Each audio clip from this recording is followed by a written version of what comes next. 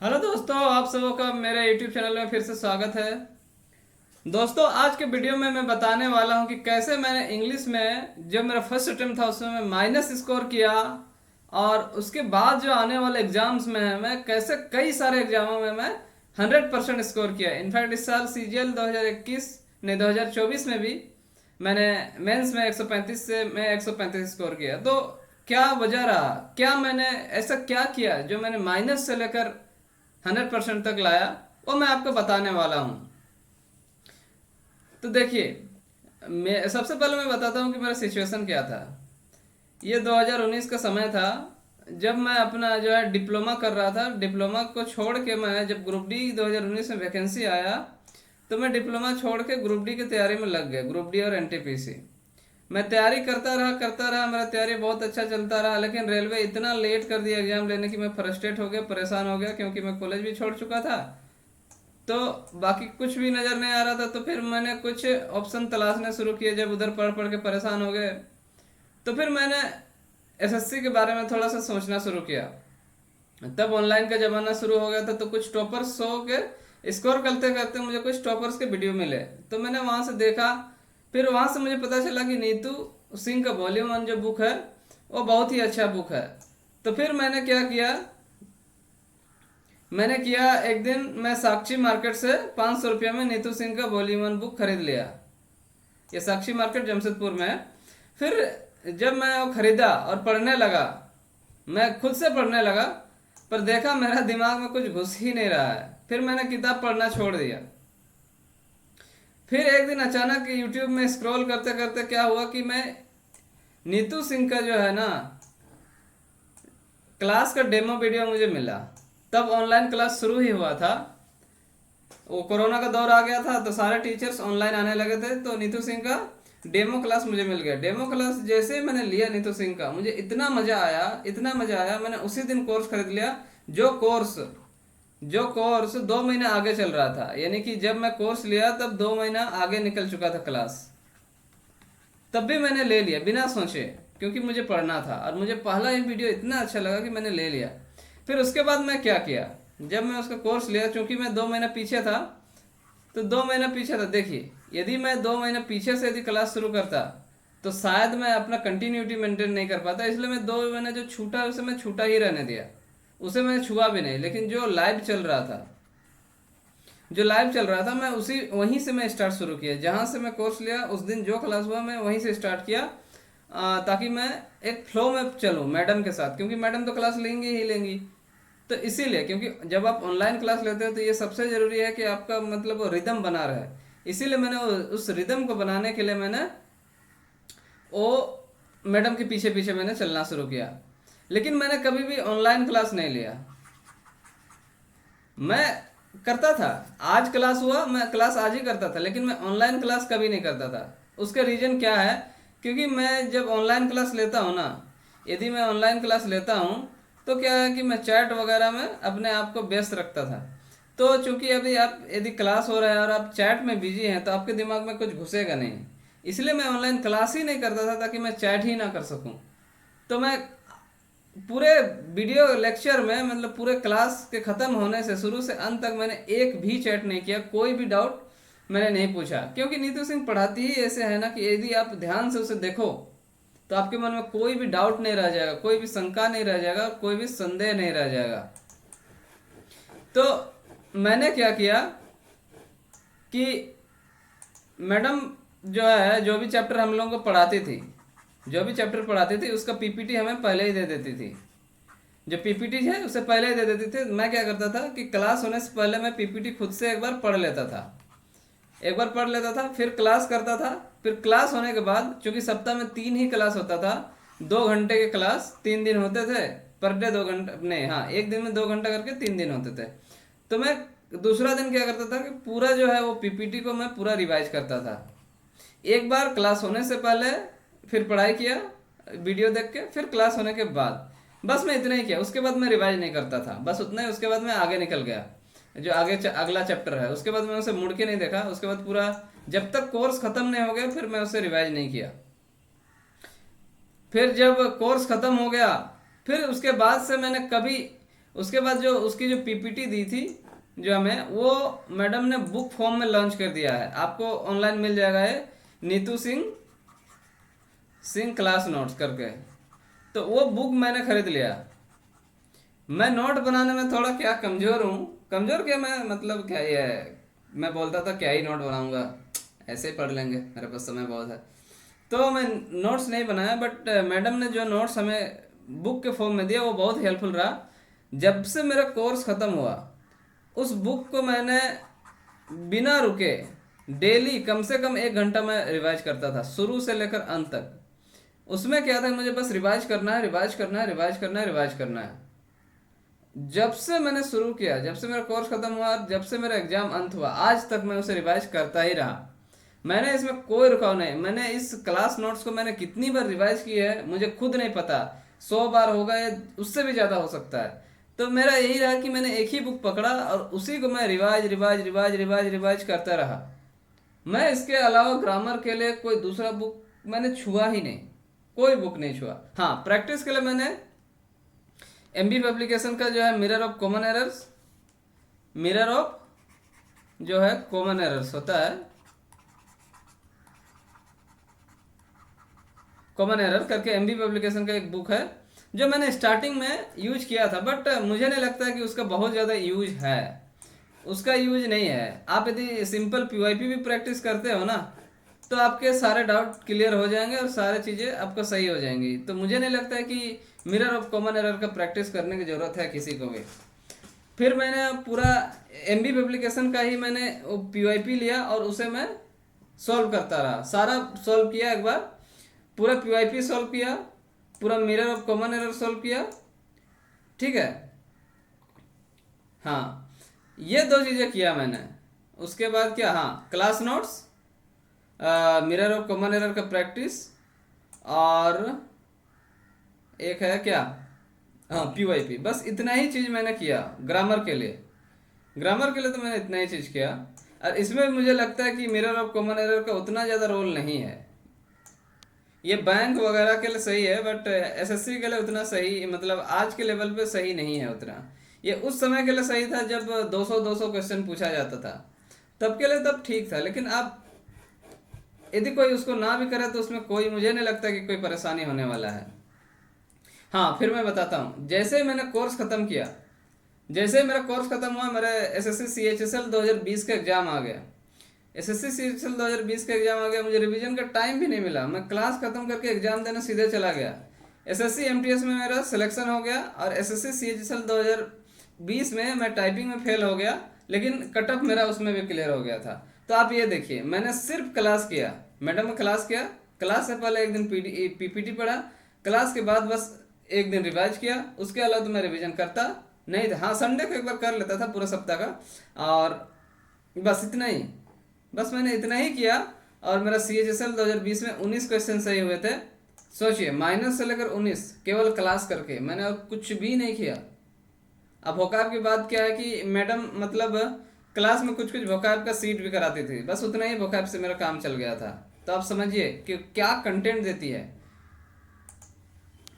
फिर उसके बाद मैंने क्या किया, मैं रुका नहीं वहीं से। सिलेक्शन तो मेरा हो गया पर मैं रुका नहीं, मैं पढ़ता रहा, क्योंकि मेरा अल्टीमेट टारगेट सीजीएल था। फिर क्या किया, मैं कभी रुका ही नहीं। मैं हर दिन, मतलब कुछ भी हो, इंग्लिश तो पढ़ना ही पढ़ना, क्लास नोट रिवाइज करना ही करना, वोकैब तो पढ़ना ही पढ़ना। मतलब डेली मेरा कम से कम 2 घंटा तो किसी भी हाल में, चाहे शादी है, विवाह है, कुछ भी है, मैं तो कभी रुका नहीं, क्योंकि इंग्लिश मेरा कमजोरी था, मैं उसे कभी छोड़ा ही नहीं। हाँ, फिर उसके बाद क्या किया मैं बताता हूँ। देखो, फिर उसके बाद मुड़ के मैंने नहीं देखा। उसके बाद जब मैंने रिवाइज करके एक बार गया ना, उसमें तो बिना रिवाइज करके गया था। उसके बाद 2021 से सारे कितने जो भी मैंने एसएससी का एग्जाम दिए, उसमें मेरा 22+ क्वेश्चन तो सही होते ही होते हैं। 25 में 22+ तो कोई नहीं रोक सकता है, कोई नहीं रोक सकता है, चाहे मैं पढ़ के लिखूँ चाहे बिना पढ़ के लिखूँ, आँख मूंद के। तो मैंने ऐसा क्या किया कि ये मतलब माइनस से लेकर यहाँ तक पहुँचा। तो देखिए, सबसे पहले मैंने क्या किया कि नीतू सिंह का क्लास लिया और मैंने औंधे मुंह विश्वास कर लिया। मैं अपने तरफ से कोई दिमाग नहीं लगा था और मैं किसी और टीचर के पास गया भी नहीं। और मैडम ने जो जो कहा मुझे, मैंने वो किया, मुझे नहीं मतलब सभी बच्चों को तो वो जो इंस्ट्रक्शन दिया मैंने उसे फॉलो किया जो मैं कर सकता था। फिर उसी जो क्लास का रिवीजन किया, फिर क्लास नोट्स का रिवीजन किया, और क्लास नोट्स का रिवीजन मैं आज तक करता रहा जब तक मेरा सीजीएल मेंस था 20 जनवरी को, तब तक मैं ये करता रहा। ये मैंने कभी नहीं रोका, क्लास नोट्स का रिवीजन। ये तो हो गया ग्रामर की बात, ठीक है। अब वोकाब की बात आती है कि वोकाब में मैंने क्या किया। वोकाब में नीतू सिंह का वॉल्यूम 1 सबसे पहले, क्योंकि मैं इंग्लिश, मैं बता ही दिया कि मेरा इंग्लिश बहुत कमज़ोर था, तो सबसे पहले मैं क्या किया, नीतू सिंह का वॉल्यूम 1 जो है मैंने उसे किया। मैंने उसे किया मतलब 2021 तक तो मैं उसे ही किया। और उतना में मैं एसएससी सीजीएल और एसएससी एमटीएस नहीं, एसएससी सीएचएसएल और एसएससी एमटीएस में 2 बार निकाल चुका था। 2 बार निकाल चुका था नीतू सिंह का वॉल्यूम 1 और नीतू सिंह का क्लास नोट से ही। ग्रामर नीतू सिंह का क्लास नोट और वोकैब नीतू सिंह का वॉल्यूम 1। बस मैं इतना ही करके इन्हीं का बार बार बार बार रिवाइज करके मैं एसएससी का मतलब 3-4 एग्जाम में निकाल चुका था। तो आप समझ सकते हो कि ये जो कंटेंट है वो कितना मतलब इम्पोर्टेंट कंटेंट है, कितना मतलब कंसाइज कंटेंट है।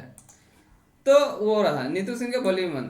तो मैं उन बच्चों के लिए बिल्कुल सजेशन करूंगा जो अभी बिल्कुल स्टार्टिंग फेज में है, जिनका इंग्लिश बहुत ही कमज़ोर है, जो ये जिनका मैथ बहुत अच्छा है, रीजनिंग बहुत अच्छा है, जीके बहुत अच्छा है, इंग्लिश में एक अच्छा खासा स्कोर करना चाहते हैं, हिंदी मीडियम से हैं, तो मैं उन्हें यही सजेस्ट करूंगा कि आप नीतू सिंह के क्लास नोट्स ले लो। हो सके तो यदि आप परचेज कर सको तो बैच ले लो, और उसके बाद जो है नीतू सिंह का वॉल्यूम 1 से ग्रामर वोकैब कर लो। बस पहले आप इतना ही करो, पहले इतना ही करो, नीतू सिंह का क्लास नोट, नीतू सिंह का वॉल्यूम 1। यदि आप इतना ही करो ना तो आपका सिलेक्शन 100% तय है। आपको दुनिया भर की किताब रखने की कोई ज़रूरत नहीं है। हाँ, यदि आप इसमें पारंगत हो गए, ठीक है, इसमें आप मतलब इनकी सारी चीज़ें आपके दिमाग में छप चुकी है, तो फिर आप इसके बाद आप आगे बढ़ सकते हैं। जैसे इसके अलावा एक बुक है, ये अरिहंत पब्लिकेशन का है, अरिहंत पब्लिकेशन का एक बुक है, वो क्या है, एसपी बख्शी का जो है ऑब्जेक्टिव इंग्लिश है, ठीक है, ऑब्जेक्टिव इंग्लिश,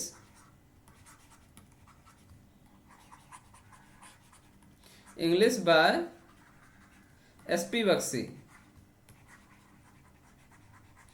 ये इससे आप वोकैब कर लीजिए, केवल वोकैब। बाकी इसमें बहुत कुछ है, प्रैक्टिस के लिए क्वेश्चन है, दिस है दैट है, वो सब कोई मायने नहीं रखता है, वो सब का कोई रोल नहीं है। केवल आप यहाँ से वोकैब कर लीजिए, तो उसके बाद आप उससे बाहर आपको पढ़ने की कोई आवश्यकता नहीं है। ऑब्वियस सी बात है, पीवाईपी को प्रैक्टिस करना पड़ेगा, ठीक है। तो वोकैब के लिए आप नीतू सिंह वॉल्यूम 1 सबसे पहले आप ये कर लीजिए। इसमें जब आप महारत हासिल कर लेंगे, उसके बाद जो है अरिहंत पब्लिकेशन का जो है मिरर ऑफ कॉमन एरर बोलो, नहीं, अरिहंत पब्लिकेशन का एसपी बख्शी का जो है ऑब्जेक्टिव इंग्लिश का जो है वोकैब कर लीजिए। यदि आप इतना कर लेते हैं ना तो आपको रैंक मिल जाएगा, ऑल इंडिया रैंक 100 के अंदर आप आ जाइएगा, इनफैक्ट टॉप 10 में भी आ जाइएगा। तो यदि आप ये 2 कर लेते हो, इनका बार बार रिवीजन, रिवाइज, तो आपका वोकैब का प्रॉब्लम सॉल्व हो जाएगा। और नीतू सिंह का जो है क्लास नोट्स, और हाँ क्लास नोट्स, और उसके बाद पीवाईपी का प्रैक्टिस। अब यदि इतना कर लेते हो तो आपको ग्रामर हो जाएगा। तो आपको करना क्या है, जो इंग्लिश में कमज़ोर है, सबसे पहले आपको नीतू सिंह का क्लास यदि ले सकते हो तो ले लो, वो सबसे बेस्ट है। फिर उसके बाद उसके जो क्लास नोट्स का रिवीजन करते रहो, उसके बाद जो है वॉल्यूम 1 का वोकैब कर लो। इतना कर लो, आपका सिलेक्शन 100% है। कोई भी बच्चा रहे, कोई भी बच्चा लिख के ले ले मेरे से, यदि आप इन दोनों ही चीज़ें करो तो आप कम से कम चीज़ों का ही आप इतना बार रिवाइज करो ना कि वो आपको देने को मजबूर हो जाए। फिर हाँ, जब ये आप इन सब चीज़ों से ऊपर उठ चुके होगे तब आप अपने आप को एक्सप्लोर कर सकते हो। जैसे अरिहंत, मैंने अरिहंत को क्यों कहा, मैंने ब्लैक बुक, वो जो मार्केट में है ना ब्लैक बुक, वो भी मैंने पढ़ा है। मैं ऐसा नहीं पढ़ा है, लेकिन मैंने देखा कि एक बार रिवीजन करने में आपको इसमें 3 से 4 महीने लग सकता है। यदि आप दिन भर यदि इंग्लिश ही पढ़ो तब तो आप कर सकते हो, बट यदि आप दिन भर इंग्लिश ही पढ़ोगे तो बाकी सब्जेक्ट भी तो है। तो मैंने ब्लैक बुक पढ़ा, पर मेरे अनुसार इसका क्या ड्रॉबैक लगा कि इसमें क्या है ना, कोई कंसाइज नहीं है। ये लोग सीधे मतलब प्रीवियस ईयर क्वेश्चन से सीधे ऊपर उठा के फेंक दिए हैं।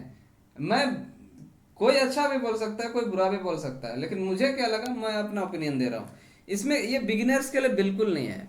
ये बिगिनर्स के लिए बिल्कुल भी नहीं है ये बुक, या फिर वो बच्चा जो सिलेक्शन चाहता है, केवल सिलेक्शन चाहता है, उसके लिए भी नहीं है।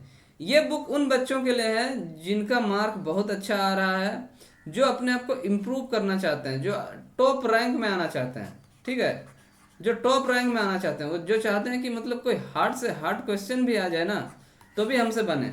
ये उनके लिए मतलब, उनके लिए भी मतलब इस प्रकार से मतलब अच्छा है कि वो सिलेक्टेड मतलब पढ़ाई करेंगे। सारा बुक कोई भी नहीं पढ़ सकता है इसका।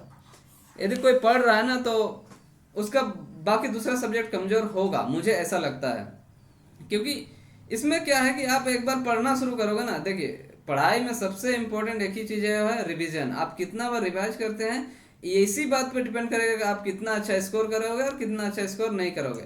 क्योंकि ब्लैक बुक इतना भास्ट है, मतलब इतना, मतलब इलम में कोई क्या कुछ नहीं, ना कोई कंसाइजनेस ना कुछ है, मतलब जो मार्केट में मिला जितना प्रीवियस ईयर आया है उठा के पटक दिए हैं। तो इसमें जो एक बिगनर बच्चा है वो क्या समझ पाएगा कौन सा इम्पोर्टेंट है या कौन सा इम्पोर्टेंट नहीं है? वो तो उलझ के रह जाएगा ना, वो उलझ कर आ जाएगा ना। कोई एक बच्चा के लिए उतना सारा रटने का मतलब, जिस बच्चे को इंग्लिश आता नहीं है वो उतना कैसे रट पाएगा भाई? जब जो अपना रिवीजन है यदि वो 3-4 महीना में कर पाएगा, एक बार बुक ही वो 3-4 महीना में यदि कोई बच्चा डेली 1 घंटा पढ़े, तो मुझे नहीं लगता कि 3-4 घंटा मतलब 2-3 महीना से पहले वो कोई ब्लैक बुक रिवीजन कर पाएगा, मुझे नहीं लगता है। और फिर जब रिवीजन ही उतना नहीं हो पाएगा तो उसको क्या याद के घंटा होगा? तो इसीलिए मैं ये नहीं बोल रहा हूँ कि ये बुक बेकार है। ये बुक उनके लिए है जिनका मतलब सिलेक्शन हो चुका है, या फिर जिनका ये है कि उनके बहुत अच्छे मार्क्स आ रहे हैं, जिसके 20+ 22+ बन रहे हैं, जिनके 22+ बन रहे हैं लेकिन उन्हें 25 सही करना है, मुझे हर हाल में मतलब 100% बनाना है। इस टाइप के बंदों के लिए है। ये उनके लिए नहीं है कि मतलब मेरा अभी इंग्लिश में 10 आ रहा है, मेरा इंग्लिश में 5 आ रहा है, मेरा इंग्लिश में 17-18 आ रहा है। ये उनके लिए नहीं है, मेरे अनुसार ये उनके लिए नहीं है, बिल्कुल भी नहीं है। बिल्कुल इसे मत छुओ, फिर क्या होगा, राख बन जाओगे, क्योंकि आप रिवाइज ही नहीं कर सकोगे। और यदि आप 22+ भी ला रहे हो तो इसका आपको सेलेक्टेड एक बार आप पढ़ लिए, फिर उसके बाद आपको टिक मार लिया कि नहीं, हाँ ये चीज़ें नहीं है, ये चीज़ें नहीं है, ये चीज़ें नहीं, बस उसके बाद उन नई नई चीज़ों के करो। बाकी फिर इसके पीछे पढ़ोगे तो फिर बहुत मुश्किल में पड़ जाओगे, मेरे अनुसार। ये मेरा अपना सोच है, ये बिगिनर के लिए नहीं है। जो सिलेक्शन केवल सिलेक्शन मात्र चाहता है उनके लिए भी नहीं है। हाँ, एक बार सिलेक्शन पाने के लिए जो बेहतर पोस्ट बेहतर रैंक के लिए जाना चाहता है, हाँ उसके लिए हो सकता है, लेकिन सिलेक्टेड स्टडी करना पड़ेगा।